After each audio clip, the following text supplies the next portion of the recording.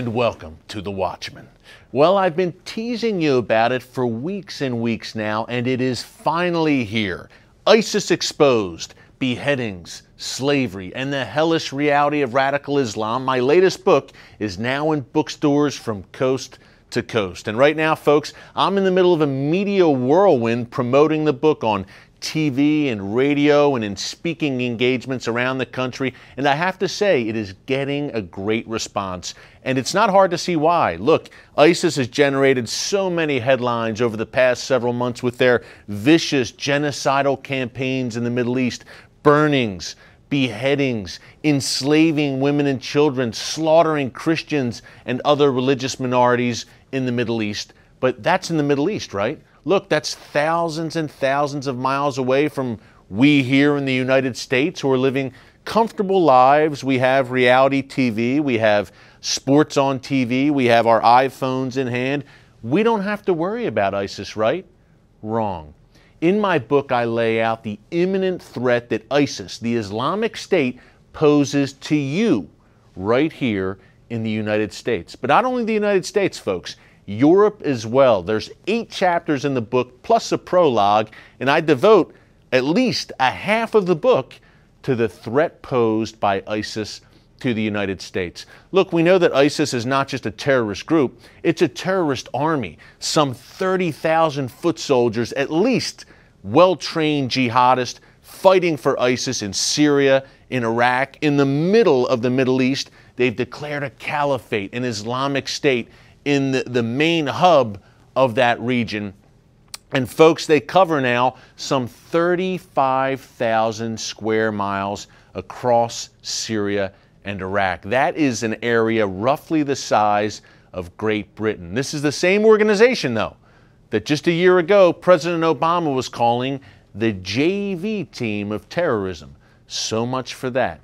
But again, why should you care that ISIS has declared an Islamic State, a caliphate in the Middle East? Again, it's not in your backyard. Tough break for Israel, but why do we here in the West have to worry about it?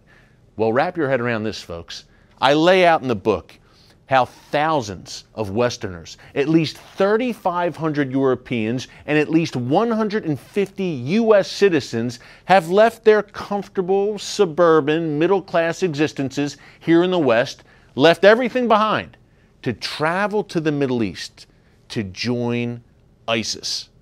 And folks, look, if these Western recruits don't get blown up fighting for ISIS in Syria and Iraq, one day they will return home. And once they return home, all bets are off. Think about the horrific terror attack we saw in Paris back in January. We saw 2 well-trained jihadists who had trained with Al-Qaeda in Yemen and took their newfound skills and returned to France. These were French citizens. And when they returned, they murdered 17 people eventually in a horrific series of terror attacks in January 2015. That is the kind of threat that ISIS can pose to the United States. Look, if you're a well-trained jihadist, and you're fighting in Syria and Iraq, and you're getting a taste of all that violence, one day you're beheading someone, and the next day you're back in the United States, you're kind of not going to just transition back into a normal life. You're not going to get a job at a gas station or go back to school and get your bachelor's degree. No, you will look to carry out jihad and continue your violent campaign here on Western soil. That is a major, major threat. Now, here's the flip side of it. Again, why you, as an American, should be concerned about ISIS. Not only is ISIS attracting recruits from the West over to the Middle East to help them establish that new caliphate, but ladies and gentlemen, ISIS has also made a concerted effort to rally Muslims across Europe and the United States. They're saying, hey, look, you don't necessarily have to come here to the caliphate. You can stay home and carry out jihad in your own backyard. ISIS calls them city wolves. That's what ISIS has said. ISIS spokesmen have said on videotapes. Be a city wolf in your own neck of the woods in the West. Now, what is a city wolf? Think of the attacks we saw back in October 2014 in Ottawa, Canada, where one lone gunman an ISIS supporter, stormed the Canadian Parliament and killed a Canadian policeman. That is a city wolf in ISIS's view. Think of the hatchet attack, also in October 2014, that we saw in the streets of New York City. Again, when an ISIS supporter attacked 3 New York City policemen with a hatchet, seriously wounded one of them. Again, in the name of jihad. That is a city wolf. Basically, low-tech, self-starters, ladies and gentlemen, a one-man or one-woman jihad. That is the goal for ISIS. The goal basically, and I detail their strategy in the book, ISIS Exposed, the goal is to turn the West, to turn the United States, to turn Europe into a guerrilla war zone, where you're seeing Ottawa and New York and Paris-style attacks on a regular basis. Fort Hood, Boston-style attacks on a regular basis here on Western soil. That is the ultimate goal for ISIS for the West. And here's an example, a chilling example of the ISIS blueprint now for the West. In Australia, of all places, down under, back in September 2014, a major plot was broken up, thankfully by Australian counterterrorism police, by ISIS sympathizers. A group of ISIS sympathizers in the city of Sydney, Australia, had planned to randomly kidnap an Australian citizen off the street. Someone who, God bless them, was just walking to work in the morning, going to catch the bus or whatever, minding their own business with a cup of coffee in their hand. ISIS had planned to kidnap someone like that off the street and behead them. Random beheading for the cameras. Now that is chilling. And that gives you an idea, ladies and gentlemen, of what ISIS is up to right now and how they're viewing the West. They view the United States and Europe as a battleground. And in my book, I detail how the Islamic State is recruiting some of the most unlikely people to join the jihad. And that includes women. That's right. Scores of Western women from places like France, Germany, Britain, and yes, right here in the United States are traveling to Syria and Iraq to join ISIS and become jihadi brides in the new caliphate. Check out this report that I recently filed for CBN News about the women of ISIS. For months before Shannon Conley's arrest, FBI agents met with her repeatedly. They warned the 19-year-old Muslim convert that her plan to travel to Syria and help ISIS was illegal. Conley, however, had made up her mind. She wanted to leave her suburban Denver home to marry an ISIS fighter she had met online. Agents stopped her at Denver's airport before she could carry out her plan. Yet there are many more like her. Last month, 3 teenage girls, also from suburban Denver, were detained while trying to make their way to Syria. But hundreds of other young women from Western countries have made it to the Islamic State, marrying ISIS fighters and even fighting alongside them. I have a huge concern regarding the women going back, because that's, again, a part of building a new society. That's the marketing that's going on. And a lot of women here are finding that an attractive option. Bob Fletcher is the former sheriff of Ramsey County in Minnesota, which includes the city of St. Paul. At least 4 Somali women from St. Paul and neighboring Minneapolis have traveled to Syria to join ISIS in recent months. While they're recruiting men, they promise them wives when they get there. They need women in their society to keep their fighters content. It's a scary thing, but the women are really being used in a variety of ways once they get there. In some cases, these women act as much more than mere jihadi brides. A group of British women reportedly leads an all-female Sharia police unit inside the ISIS-controlled Syrian city of Raqqa. These British citizens enforce Islamic dress codes and even reportedly run a brothel where they provide sex slaves to ISIS fighters. So far, most of the ISIS women come from Europe. The numbers include at least 50 British women, 40 from Germany, and some 60 French girls and young women, all leaving their homes to join the Islamic State. The so-called poster girls for this movement are a pair of Austrian teenagers who are believed to be living in Syria and married to ISIS fighters. The girls are reportedly pregnant and want to come home. Al-Qaeda, extremists, what do you call ISIS, Al-Shabaab? I believe for the girls, they're using their element of surprise. There is a precedent for female terrorists. Dozens of Muslim women from Chechnya and Dagestan have carried out suicide bombings against Russian targets in recent years. But ISIS is taking things to another level by actively recruiting women online. ISIS promises them husbands and a wonderful new life in the caliphate, a place where, ironically enough, women have no rights or freedoms. Now, you can read much more about the women of jihad in my new book, ISIS Exposed. And coming up after the break, we take a look at what really has become jihad central and ISIS central here in the United States. It's not New York, Chicago, or Los Angeles. It's a place you probably wouldn't expect. Stay tuned. That's coming up after the break. And welcome back. Well, it's the frozen tundra of the upper Midwest. The Twin Cities of Minneapolis and St. Paul, located in the very prosperous state of Minnesota, have one of the highest standards of living for major cities and metropolitan areas in the United States. Unfortunately, Minneapolis and St. Paul, two very nice cities, also have the highest number of terrorist recruits in the United States. That's right, folks. Over the past 8 years or so, Minneapolis and St. Paul have seen dozens of their residents, U.S. citizens, travel to places like Somalia and, yes, Syria to join terror groups. The Twin Cities have become an ISIS recruiting ground. I paid a visit there a few months ago to get a first-hand look at the jihadist threat emanating from Minnesota, of all places. Take a look. American men and women, all of them Somali Muslims hailing from Minnesota, and all of them carrying U.S. passports. Some have been suicide bombers, others star in propaganda videos. Their exodus from the Twin Cities began in 2007 with a call to jihad in Somalia. Today their destination is the Islamic State.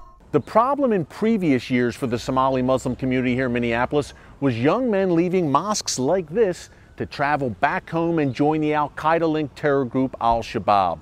Now the problem has shifted, and it's much deeper. Since July of 2012, we haven't had any kids leave to go join Al-Shabaab, but we have had several leave now to go join ISIS. Bob Fletcher is the former sheriff of Ramsey County, which includes the city of St. Paul. What ISIS is selling now is an opportunity to build something, to build a new society, and that's very, very exciting for a lot of kids. At least 12 Twin Cities residents have traveled to Syria to join terrorist groups in recent years. All were Somalis, except Douglas McCain, an African-American convert killed fighting alongside ISIS last summer. One Somali-American ISIS recruit even worked at Minneapolis-St. Paul Airport before joining the Islamic State. The recruiters get hold of these young people. They mentor them, they assess them, they identify them. Abdurazak Bihi is director of the Somali Advocacy Center in Minneapolis. His teenage nephew fell prey to terrorist recruiters and was killed in Somalia in 2008. Nobody would believe that a Somali American kid who grew up here had nothing to do with Somalia, no cultural or anything or language, would be brainwashed, radicalized by the same people, by some of the people we trusted so much, and return him to hellfire in Somalia. Bihi has received threats for speaking out against the radicalization of his Somali Muslim community. He says he's fighting an uphill battle here as unemployed young people respond to the message of jihad. We are trying with everything we can, but our challenges are plenty because we don't have the resources to work with. It's zero. The Twin Cities are home to the largest Somali population in North America. Many of the more than 100,000 Somali residents came as part of a taxpayer-funded refugee resettlement program run by the U.S. government. Assimilation has been a major problem. A large number live in neighborhoods like Little Mogadishu. This is a traditional East African market. It's the kind you'd see in Somalia, but it's here in the very heart of Minneapolis, and it shows the changing face and the growth of the Somali community here in the Twin Cities. War-torn Somalia has had no functioning central government for nearly 25 years and has become a hotbed for radical Islam. Somali community activist Omar Jamal left behind that chaos only to confront a similar menace in the Twin Cities.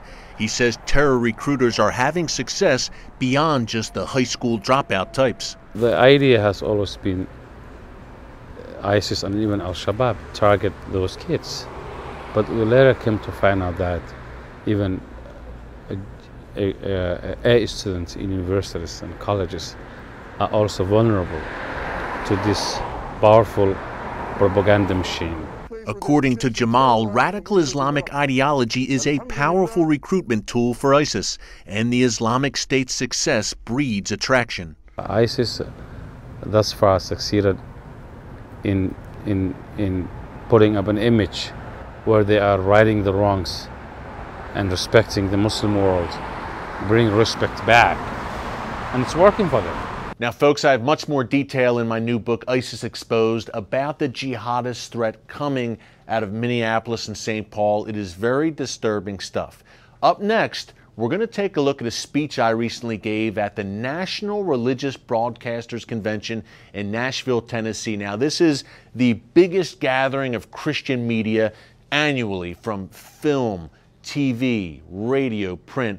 It's a who's who of Christian media heavyweights, and I was honored to address the NRB convention on my book, ISIS Exposed and the Threats to the United States. So we're going to take a look at a clip from that speech after the break. Stick around. And welcome back. Here is a clip from my recent speech at the National Religious Broadcasters Convention in Nashville, Tennessee. I don't have to take you too far back.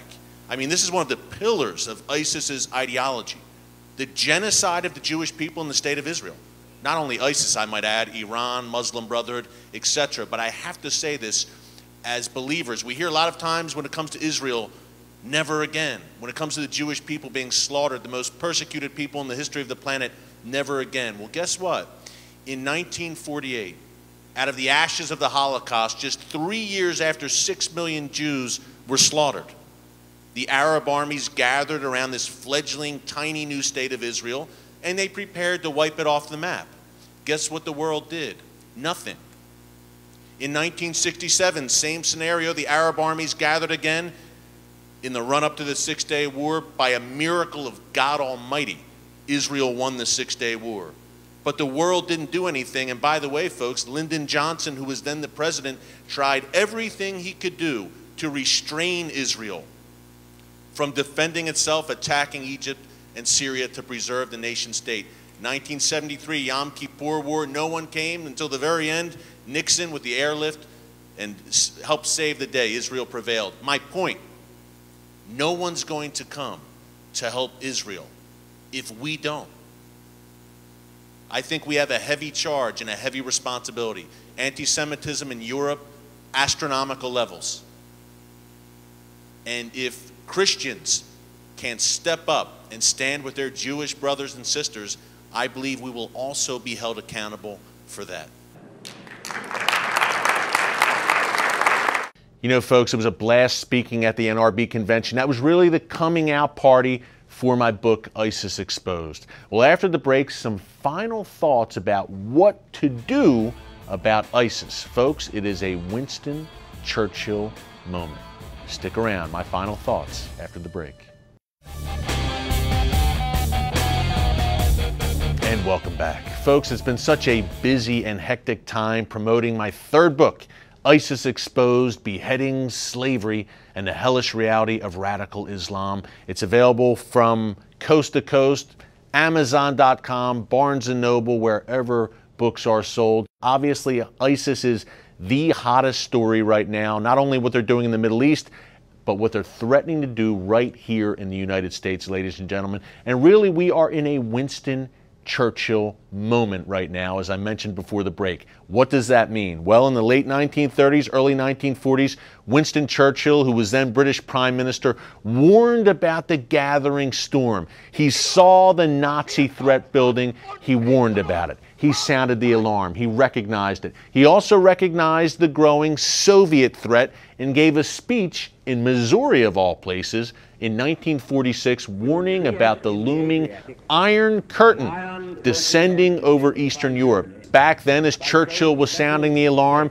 he was basically laughed at and shunned by his fellow Western leaders who had their head in the sand and did not want to admit that Hitler and his hordes were forming an existential threat to the West. Folks, we have the same situation today. The Winston Churchill of our times, I believe, is Israeli Prime Minister Benjamin Netanyahu. Just as Winston Churchill in the late 1930s, early 1940s, Netanyahu is being shunned by Western leaders. It's a sad state of affairs, folks. Tiny Israel, the size of New Jersey, the leader of Israel is the only one who truly gets it. Here in the U.S., we have President Obama as our leader, and he's a man who can't even say the term radical Islam. Folks, that's a big problem. It's also a big problem when President Obama and members of his administration say that ISIS is doing what it's doing basically because they lack job opportunities. You know, that's why they're joining the jihad. You need jobs for jihadists. Maybe that'll be the new big government program. Folks, ISIS is doing what it's doing at the end of the day because of ideology.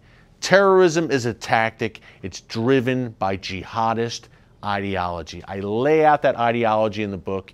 I also lay out a strategy to defeat it, the steps we need to take to crush ISIS. We'll be monitoring it every week here on The Watchman. I hope you can pick up the book, ISIS Exposed. And until next time, God bless you, and remember, never hold your peace.